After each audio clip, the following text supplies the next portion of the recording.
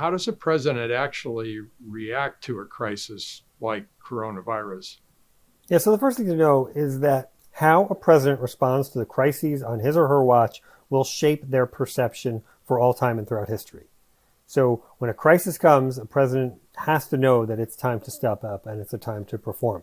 Now, that is complicated by the fact that a president doesn't go and rescue people who are stuck in a flood, and a president doesn't develop the vaccine on his own, and a president doesn't stop the floodwaters. I mean, there's all kinds of things that I guess we have unrealistic expectations of what the president does or can do. What the president can do is provide leadership and information at key moments, and also direct the resources of the United States government in order to allow for an appropriate response.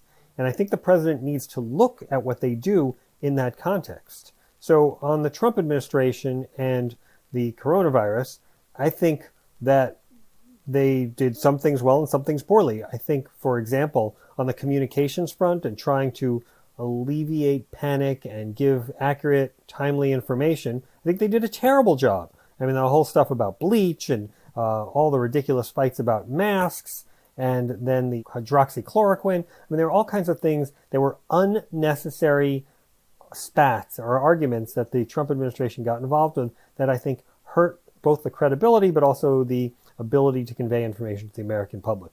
At the same time, I think Operation Warp Speed, which helped develop the vaccine in only 9 months, was a huge and groundbreaking achievement. So as with everything in the Trump administration, you have people saying, well, he did A, which is horrible, and other people say he did B, which is great.